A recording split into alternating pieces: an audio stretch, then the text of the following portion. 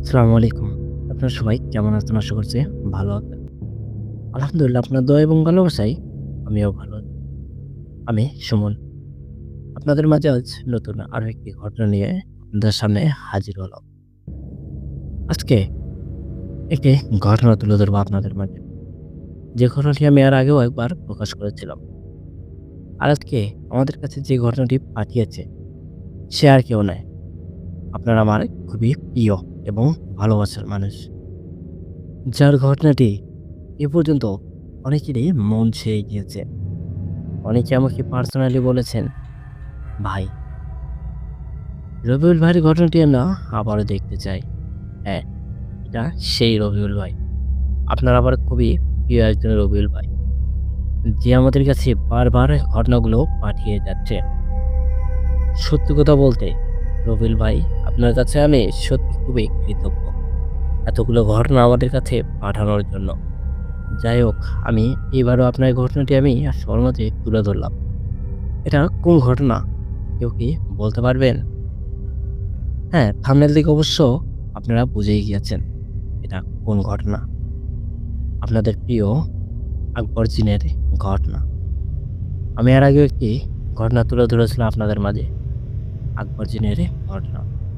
ঠিক এইবারও আকবর জিন ও তুলু কবিরাজকে নিয়ে আপনাদের মাঝে আবার একটি ঘটনা তুলে ধরার জন্য উপস্থিত হলাম। যাই হোক, আমি আর কথা বাড়াই না। চলুন সরাসরি মূল ঘটনায় যাই।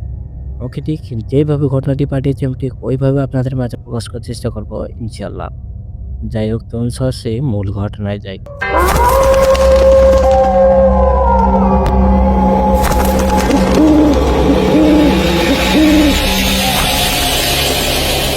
আসসালামু আলাইকুম সুমন ভাই। আপনি কেমন আছেন? আশা করব ভালো আছেন। আলহামদুলিল্লাহ আমিও ভালো আছি। আমাকে তো অবশ্যই চিনতে পেরেছেন। আমি খুবই ক্ষুদ্র একজন মানুষ। নাম রবিউল। এর আগেও বেশ কিছু ঘটনা আপনাদের মাঝে তুলে ধরেছিলাম। এবারও তার বিপরীত কিছু করলাম না। নতুন একটি ঘটনা নিয়ে আপনাদের মাঝে হাজির হলাম। এটা সেই ঘটনা, আকবর জিনের ঘটনা। দুলু কবিরাজের একটি ঘটনা আপনাদের মাঝে আমি তুলে ধরেছিলাম। আমার এক পরিচিত চাচার সঙ্গে ঘটে যাওয়া ঘটনাটি তুলে ধরেছিলাম। এবারও অন্য একটি ঘটনা তুলে ধরবো আপনাদের মাঝে। আমার যে চাচা, নাম জালাল, যে দুলু কবিরাজের সঙ্গে থাকতো। দুলু কবিরাজের সঙ্গে সবসময় আমার কাকা থাকতো। তার মুখ থেকে শুনে আপনাদের মাঝে আমি এবারও পাঠিয়ে দিচ্ছি ঘটনাটি। আমার চাচা যেভাবে আমাকে বলেছে, আমি ঠিক সেইভাবে আপনাদের মাঝে প্রকাশ করে দিলাম। আমার চাচা যা বলেছে, সেগুলো আমি আপনাদের মাঝে তুলে ধরতেছি। ঘটনাটি সম্পূর্ণই সত্যি ঘটনা। যাই হোক, আমি আর কথা বাড়ি না, চলুন ঘটনায় যাই। সেদিন সবেমাত্র আমরা একটি চিকিৎসা করে বাড়িতে আসি। আমি কবিরাজকে বললাম, "কবিরাজ সাহেব, আমি বাড়িতে যাই। শরীরটা ভালো না।" কবিরাজ আমাকে বলল, "আচ্ছা ঠিক আছে, তুমি চলে যাও। আর হ্যাঁ, কালকে একটু সকাল সকালে চলে এসো। ঠিক আছে? কালকে একটা চিকিৎসা করতে যেতে হবে। খুবই সমস্যা ওই জায়গায়। আজকে যেতেই বলেছিল। আজকে তো যাওয়া সম্ভব হলো না। তাই কালকে যাব।" আমি আর কিছু বললাম না। কবিরাজকে বললাম, "আচ্ছা ঠিক আছে, কালকে আমি একটু তাড়াতাড়ি চলে আসবো।" এই বলে আমি শুধুমাত্র ওখান থেকে ২ থেকে ৩ পা এগিয়েছি। এর ভিতরেই কবিরাজের কাছে একটি কল আসে। আমারও মনে কি যেন একটা খটকা লাগলো। আমি ওই জায়গায় দাঁড়িয়ে পড়লাম। আর সামনের দিকে এগোলাম না। পিছন দিকে ঘুরে তাকালাম। কবিরাজ কথা বলতেছে।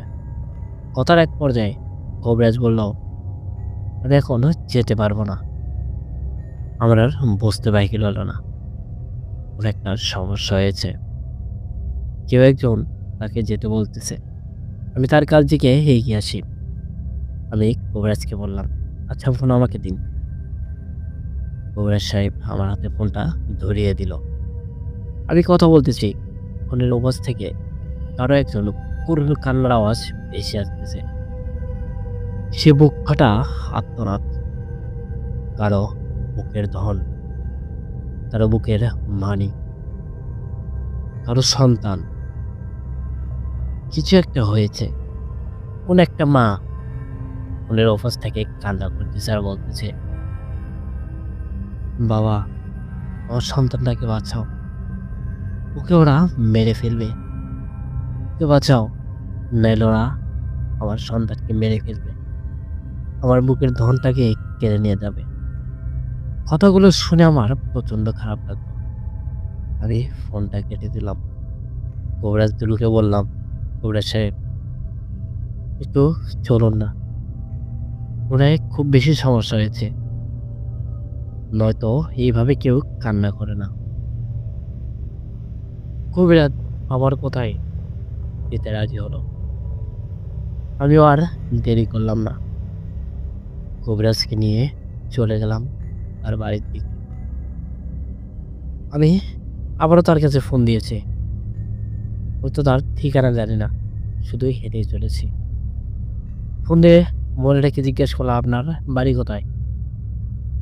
সে তার ঠিকানাটা দিয়ে দিল।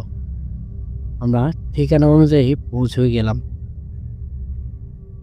ঘরের ভিতরে ঢুকতেই কবিরাজ যেন অবাক হয়ে তাকিয়ে আছে ঘরের এক কোণায়। কবিরাজ সাহেব বুঝতে পেরেছে এখানে খুব বেশি কিছু একটা সমস্যা হয়েছে। আমিও বুঝতে পেরেছি এখানে খুবই ঝামেলা হয়েছে। তাছাড়া তো কবিরাজ সাহেব এইভাবে তাকিয়ে থাকার মানুষ। সে খুবই দীর্ঘ দৃষ্টিতে দেখতেছে সামনে কিছু একটা। কবিরাজ দুলু আমাকে বলল, "জালাল, তুমি দরজার এপারে দাঁড়াও। একটা কথা মাথায় রাখবে, আমি না ডাকা পর্যন্ত ভেতরে প্রবেশ করবে না।" হ্যাঁ, কবিরাজের এই জিনিসটা আমার বেশ ভালো লাগে। কারণ কি, সে আগে ভেতরে প্রবেশ করে দেখে যে বেশি কোনো বিপদ আছে নাকি। যদি বেশি কোনো বিপদ বা ঝামেলা থেকে থাকে তাহলে ওখানে আমাকে ডাকবে না। শুধু আমাকে না, কাউকে ডাকবে না। আর যদি কোনো ঝামেলা না থাকে তাহলে সে ডেকে নিবে। যাই হোক, আমি বাইরে দাঁড়িয়ে আছি। কিছুক্ষণের মধ্যেই চতুর্দিকে যেন অন্ধকার নেমে এলো।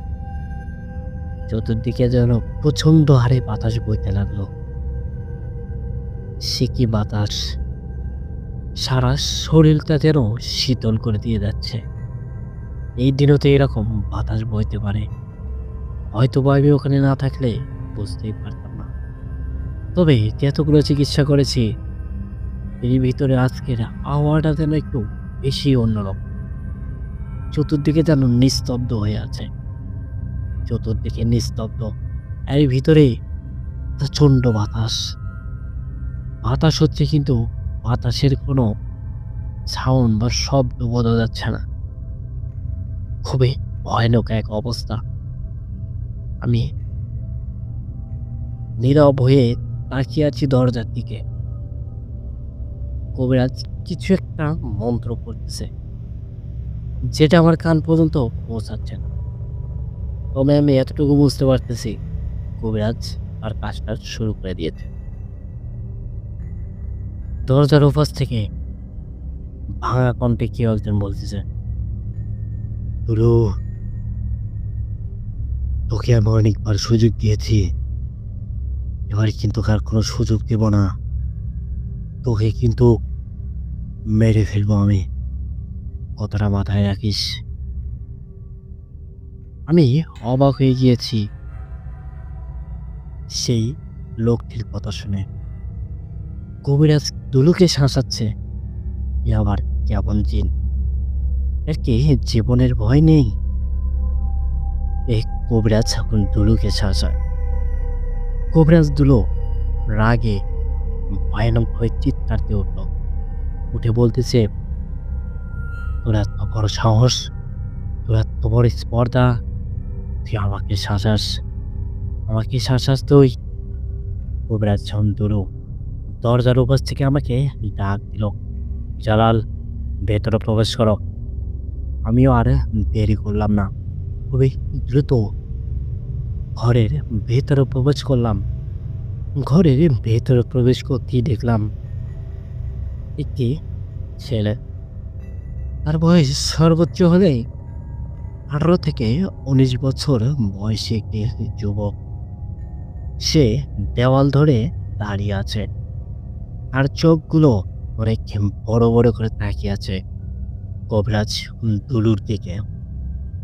কবিরাজ অনবরত মন্ত্র পড়েই যাচ্ছে। কিছুক্ষণের মধ্যেই যেন নেমে এলো তুফান। চতুর্দিকে ভয়ানকভাবে বজ্রপাত হতে লাগলো। শুধু তাই না, চতুর্দিকে যেন অন্ধকার ঘনিয়ে এসেছে। চতুর্দিকে যেন গাছপালারাও দেখতে বলতেছে, আর মন্ত্র পড়িস না, আর মন্ত্র পড়িস না, আর মন্ত্র পড়িস না, আমাদেরকে শান্তিতে থাকতে দে।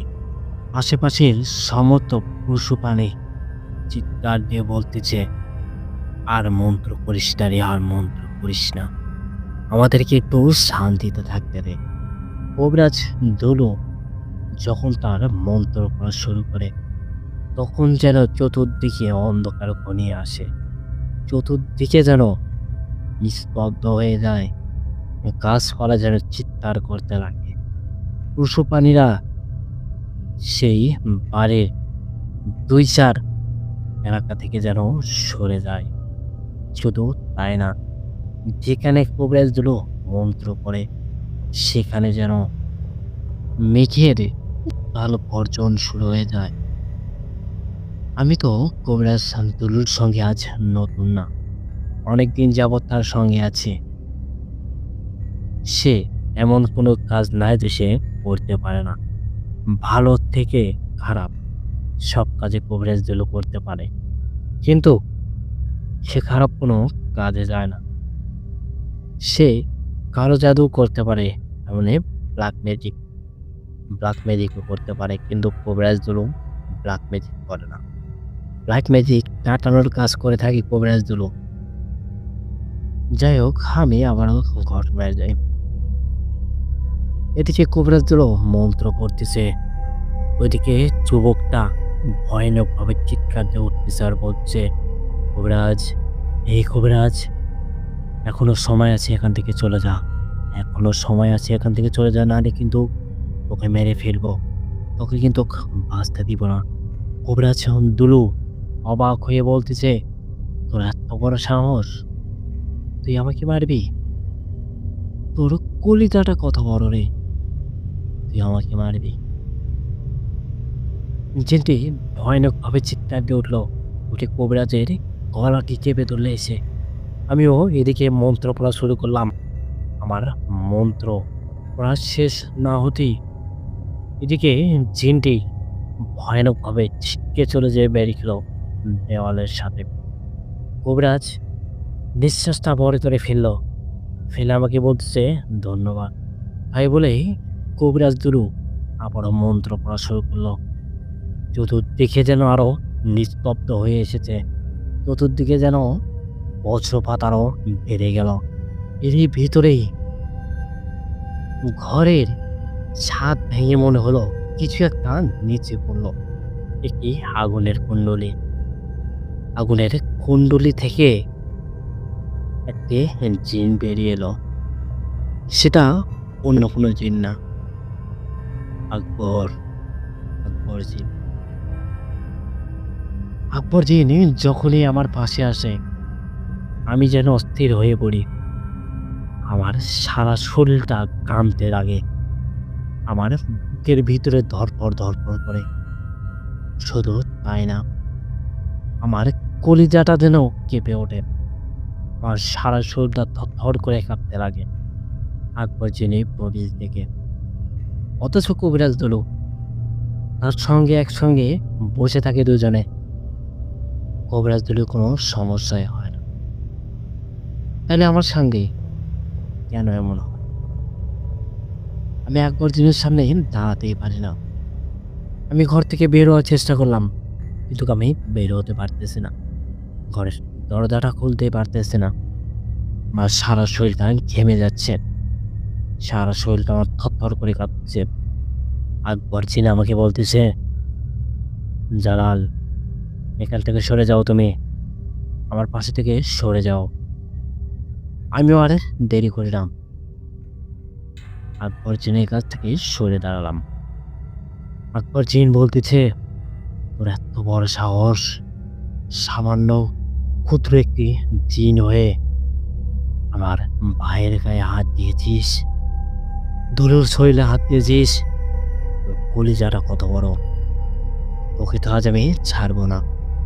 তাই বলেই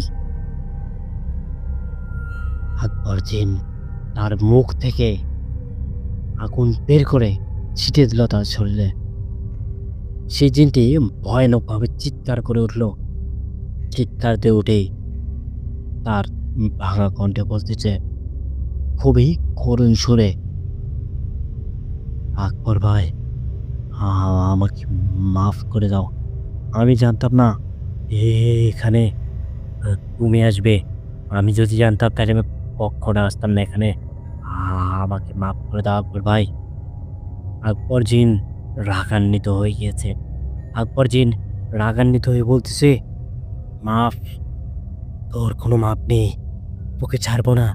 তোর কোনো মাপ নেই। তোকে মরতেই হবে। তোকে মরতেই হবে। তোকে আজ কেউই বাঁচাতে পারবে না।" এদিকে দুলু কবিরাজ চিৎকার দিয়ে উঠে বলতেছে, "আকবর, তুমি চুপ করো। আমি দেখতেছি।" দুলু জিনটির দিকে এগিয়ে গেল। জিনটির মাথায় হাত বুলিয়ে দিয়ে বলতেছে, "দেখো, এ তো ছোট্ট একটা বাচ্চা। এর সঙ্গে তুমি কেন এমন করলে? একে কেন এত কষ্ট দিচ্ছ তুমি? তুমি এখান থেকে চলে যাও। একবার তোমাকে কিছুই করবে না। তুমি এখান থেকে চলে যাও। আর এখানে এসো না। এখান থেকে চলে যাও।" জিনটি করুণ সুরে আবারও বলল, আমাকে মাফ করে দিন।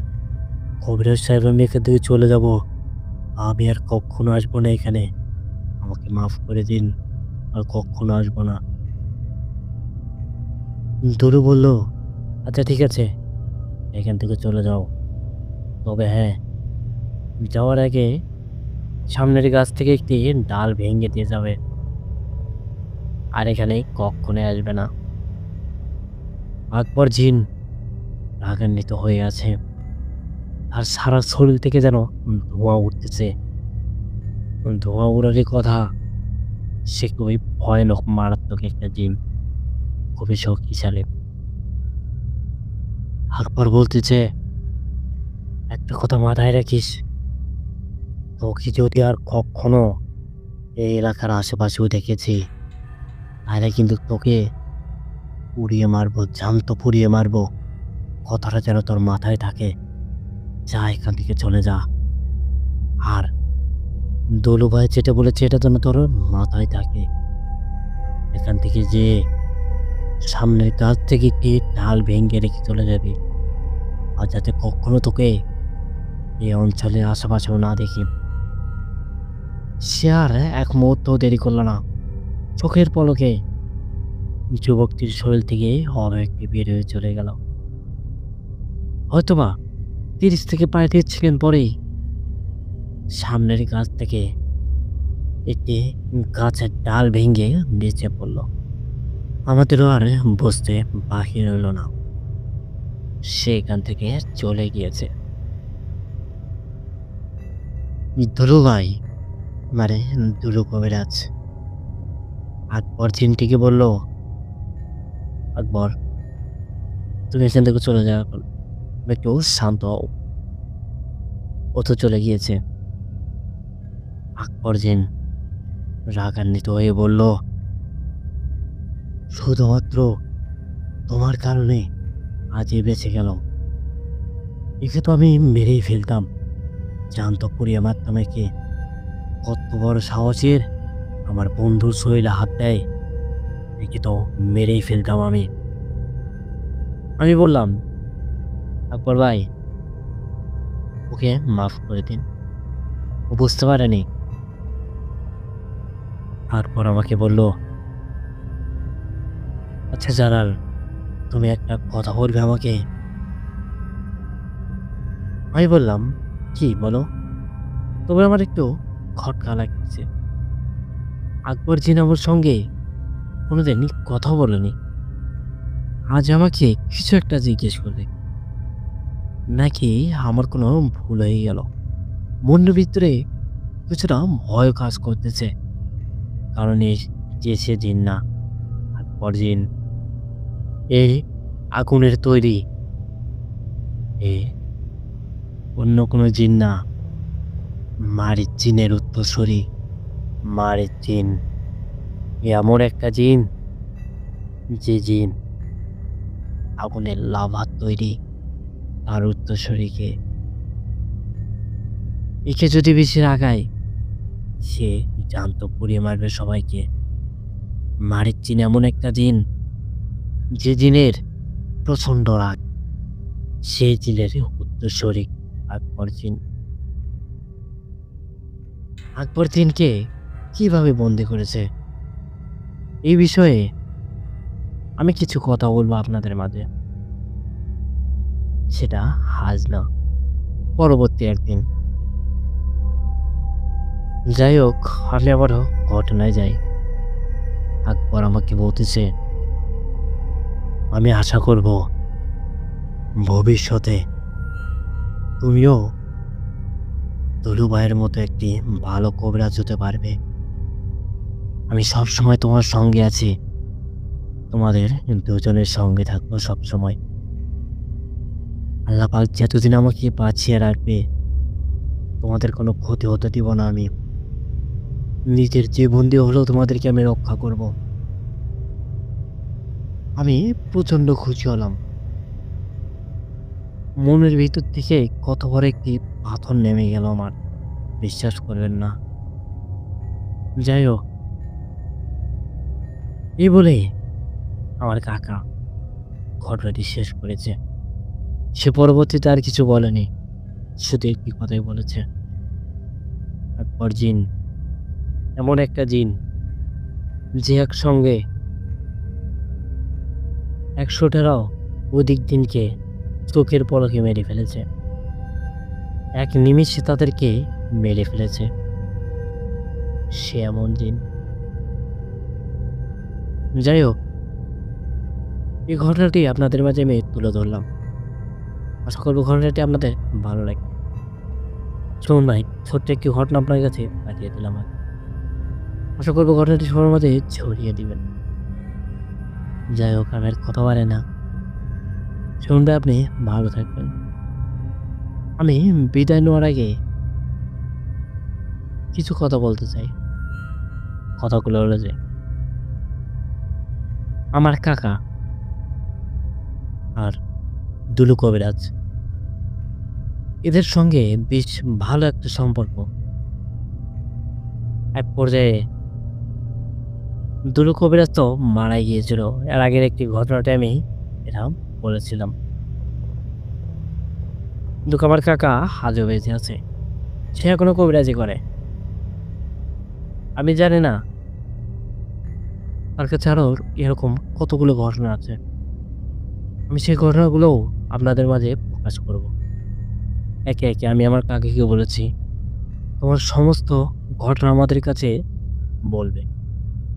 আমি অবশ্যই সুমন ভাই আপনার কাছে ঘটনাগুলো পাঠিয়ে দিব।" যাই হোক সুমন ভাই, এতটুকুই কথা বললাম। আর দর্শকের উদ্দেশ্যে কিছু কথা বলি। যারা এই মুহূর্তে ভিডিওটা দেখতেছেন, তারা অবশ্যই ভৌতিক ভিডিও পছন্দ করেন। আপনাদের কাছে একটি অনুরোধ, যদি আপনাদের কাছে এরকম কোনো ঘটনা থাকে, তাহলে অবশ্যই সোহন ভাইয়ের কাছে পাঠাবেন। সোহন ভাই আপনার ঘটনাটি অবশ্যই রেকর্ড করে সবার মাঝে ছড়িয়ে দিবেন। যাই হোক, আমি আর বেশি কথা বলি না, অলরেডি ঘটনাটি অনেকটাই বড় হয়ে গিয়েছে। সোহন ভাই, আপনি ভালো থাকবেন। আল্লাহ হাফেজ। অসংখ্য ধন্যবাদ রবিউল ভাইকে। আবারও বেশ সুন্দর একটি ঘটনা আমাদের কাছে পাঠিয়েছে। রবিউল ভাইয়ের কাছে সত্যি আমি কৃতজ্ঞ। রবিউল ভাই একের পর এক আমার কাছে ঘটনাগুলো পাঠিয়ে যাচ্ছে। আরো বেশ কিছু ঘটনা পাঠিয়েছে রবিউল ভাই, যেগুলা আবারও ইনশাআল্লাহ পরবর্তী ঘটনাতে প্রকাশ করে দিব। এখন আমি একটি কথা বলি সবার মাঝে, যারা আমাদের ভিডিওগুলো দেখেন নিয়মিত, তাদের কাছে একটি অনুরোধ, আপনারা অবশ্যই ভিডিওতে লাইক দিবেন আর ভিডিওটি শেয়ার করে দিবেন সবার মাঝে। যারা আমার নিয়মিত সাবস্ক্রাইবার ও নিয়মিত অডিয়েন্স বৃন্দ, আপনাদের কাছে আমি যদি কোনো ভুল করে থাকি অবশ্যই আমাকে ক্ষমার দৃষ্টিতে দেখবেন। গল্পের মাঝে অনেক কথাই ভুল বা উচ্চারণে সমস্যা হতে পারে। যদি এরকম ভুল পান তাহলে অবশ্যই নিজ গুণে ক্ষমা করে দিবেন। আমি আর বেশি কথা বলি না। আপনাদের কাছে যদি এরকম কোনো ঘটনা থেকে থাকে তাহলে অবশ্যই আমাদের কাছে পাঠিয়ে দিবেন। আমাদের ইমেল বা হোয়াটসঅ্যাপে আপনার সঙ্গে ঘটে যাওয়া ঘটনাটি পাঠিয়ে দিতে পারেন। আমাদের ইমেল অ্যাড্রেস bhuterbai0@gmail.com। আমাদের হোয়াটসঅ্যাপ নাম্বার 0962135608। আপনার সঙ্গে ঘটে যাওয়া ঘটনাটি আমাদের ইমেল বা হোয়াটসঅ্যাপে পাঠিয়ে দিতে পারেন। যাই হোক, আমি আর কথা বলি না, অলরেডি ঘটনাটি অনেকটাই বড় হয়ে গিয়েছে। আপনারা সবাই ভালো থাকবেন, সুস্থ থাকবেন। আল্লাহ হাফেজ। কে তুমি? চিনতে পারছো না আমাকে? কে আমি? না, চিনতে পারছো না তোমাকে। কে তুমি? উত্তর দাও, বলো তুমি কে? কে তুমি? আমার শরীরে এই ভূত তুমি? ভূত?